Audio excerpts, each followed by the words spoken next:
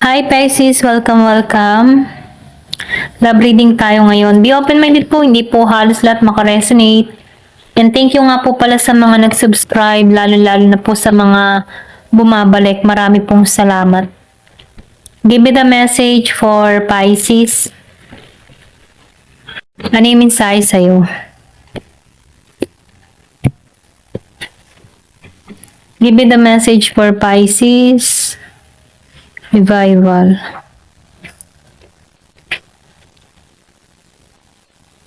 Rosemary.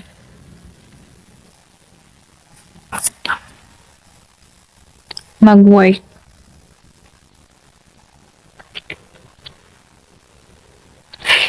So, nakikitaan ko dito, no? Meron ditong nakakabangon muli. Okay? Sa sitwasyon na kinakaharap niya dito. Meron ditong cordyceps. So, nafe-feel ko dito yung paglipad mo. Okay? Kumbaga, pagbangon mong muli. Paglipad mo sa sitwasyon. Okay? Meron ditong pagtayog. Mataas na paglipad. So, nafe-feel ko dito yung road to success. Yung iba sa inyo, no? So, nakikitaan ko rin dito, ginagabayan ka dito. So, nafe-feel ko rin dito yung protection, okay? Meron kang talino, meron kang kakayahan, meron kang psychic power, or pwede rin sabihin, malakas yung pakaramdam mo, malakas yung sense mo. So, nakikitaan ko rin dito na nasa healing process yung iba. Pwede meron kang mga naranasan na kung saan nagbigay ng sakit sa'yo kung bakit nagkakaroon ka dito ng healing sa iyong sitwasyon na kinakaharap, So, nakikitaan ko dito yung liwanag. Kumbaga, nakikitaan ko dito yung recovery sa sitwasyon na kinakaharap mo. Nakaka-recover ka na. Naalisan mo to, okay? Meron kang lakas, talino. Ito lang nakikita ko. Ayan. So, tingnan pa natin, Meron pinanganak ng G, stress, at 26. Give me the message for Pisces.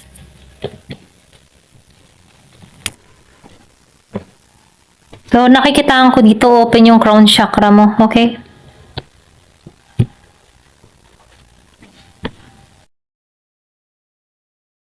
Rejoice. So, nakikitaan ko dito yung pagsasaya, or pwede sabihin meron dito magandang mangyayari. Mystery. Freedom. So, nakikitaan ko dito yung iba sa inyo, hindi naging madali yung iyong naranasan sa buhay. Pwedeng meron kang mga kaakibat na hirap o sitwasyon na kinakaharap na kung saan nakaranas ka din ng stuck sa sitwasyon, pero nakikitaan ko dito na naghilom ka dito, okay? So ngayon nakikitaan ko dito na paunti-unti ka nang nakakalaya sa sitwasyon, sa mga alalahanin, sa mga problema na kinakaharap mo, okay? Nakaranas ka ng mga pagsubok na kung saan ito yung nagtulong sa'yo kung bakit nagkakaroon ka ng transformation, or pwede rin sabihin pagbabago, okay? So, nakikitaan ko dito yung pagiging mong matapang sa lahat ng mga pagsubok mo. Kaya nakikitaan ko dito yung determinasyon mo na gusto mong makamit yung tagumpay. Ayan.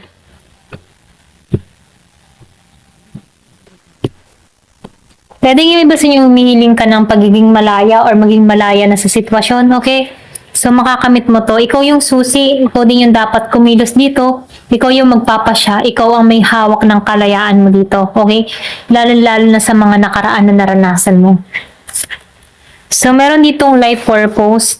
Kumbaga, mensahe dito, lahat ng mga nangyari sa buhay mo ay may mga dahi-dahilan, okay?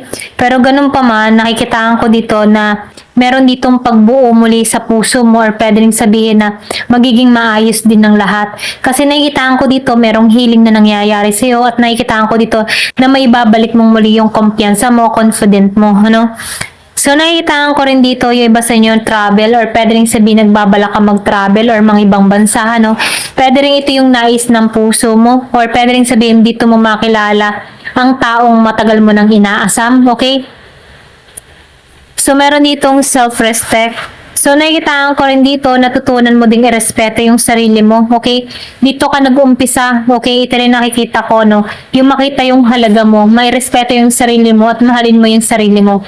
Doon ka nag-umpisa kung bakit nakakalaya ka dito sa sitwasyon. Okay? So, nakikitaan ko rin dito, ginagabayan ka sa tamang path, okay? Hindi ka nito pinababayaan.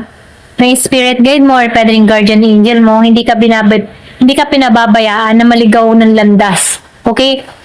Kumbaga, sinusubaybayan at sinusubaybayan ka pa rin dito. So, meron ditong 28.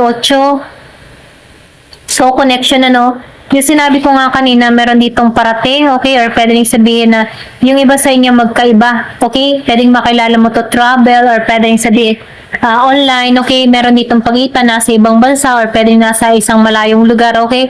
Pero nakikita ko dito yung connection or lalim na connection na parating sa'yo. Ito lang yung nakikita ko. May pinanganak nung 6, 28 at 19, okay?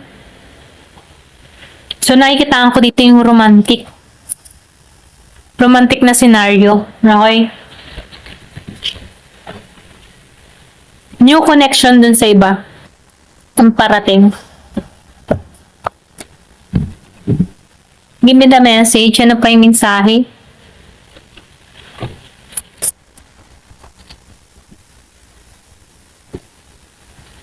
Wow. So, nakikitaan ko dito twin flame. Meron ditong recognition or pwede rin makilala ka nito. Okay, may paglalapit sa inyo. Pero yung nakikita ko, may pagkikitang muli. Or pwede rin sabihin, di mo to kilala. Pero nakikitaan ko dito, yung iba sa inyo, pwedeng makilala mo to through online. Yung iba, ka-twin flame mo, okay? Holiday, yung iba naman sa inyo summer, pwedeng may travel, bakasyon. Or pwede rin sabihin na sa bakasyon mo ito makilala. So, nakikitaan ko rin dito, para bang tinatawag kayo sa bawat isa, okay? Kumbaga, nakikitaan ko dito na yung connection nito private, okay? Parang lihim, ganyan. So, meron ditong proposal na parating dito sa tao na to. Love language. So, nakikitaan ko dito, mahilig to magbigay ng regalo. Ayan, yung iba sa inyo, connection yung parating, bagong connection. Makikilala ka nito, pwedeng may makausap ka online kung hindi ka mahilig mag-travel. Yung iba sa inyo, nasa ibang bansa to. So, nakikitaan ko dito, once na nakilala ka ng tao nito, proposal talaga ang gusto ng tao nito sa'yo. Okay?